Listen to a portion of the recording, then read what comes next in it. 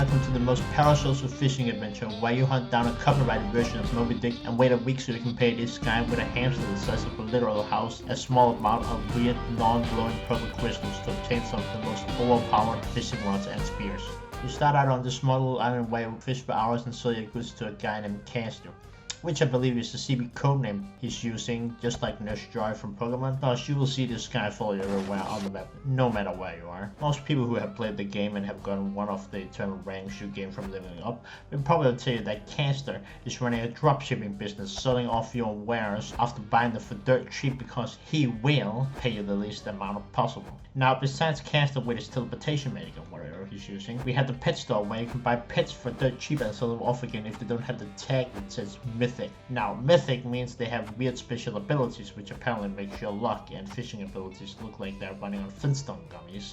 Fishing rod and spears in the game are some of the most important things because, well, you use them to fish, of course.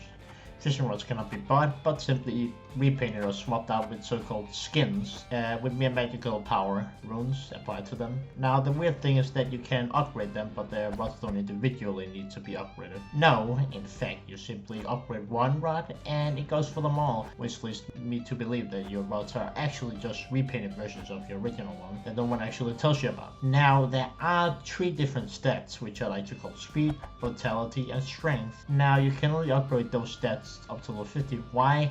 I don't know. They probably become too overpowered after that. To become the ultimate fisher in the game, you of course must catch them all in each region. In each region, you will find a crazy amount of weird fish that you have never heard of, and you will need to catch them in all different sizes, from baby to huge. This is a pain, and this is what broke me.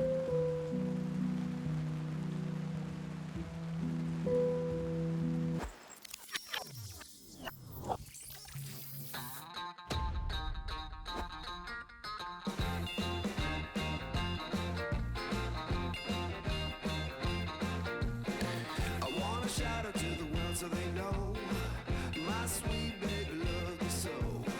She got me going, yeah, she turns me on. She loves me, yeah, she loves me, and it blows my mind. Now, when you have gotten all the fish in a region, then that will give you overpowered weird items of boats. Like, you can literally get an exploding fishing rod or a U.F.O. Also, the U.F.O. can't fly. The alien you get the ship from probably back and got the Walmart discount U.F.O. for even cheaper than it already was. Now, the problem with all of this is that to catch certain fish, you must go to certain places. And a theme going around this parasocial sea is that you use TNT to access all these caves. And for some reason, they never had the TNT with them, except on the main island where you need to pay a guy 15 fish to repair a minecart that takes you about 5 meters into a cave that you could just have walked into. And you then proceed to parkour to get to a lever to activate the TNT, which I have no idea why it's placed there, and then proceed to blow up the already planted TNT surrounding the rocks outside. Also, you have a 1-hour timer on your stay in there before some weird magic teleports you out.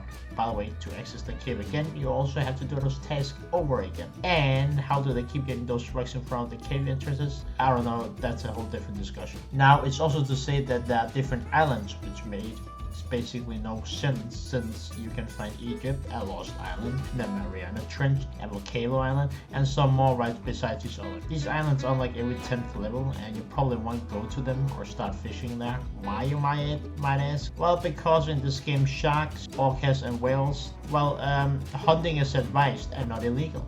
Like in real life, you kill a shark, great.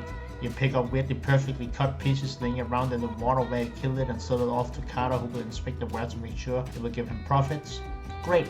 I also believe that Carter is running a factory dumping all his waste into these waters because not only can the sky and sea turn purple, but the fish and sea creatures have mutated and have lightnings around them in certain weather conditions, and can also glow neon rainbow. How? I don't know, ask Carter.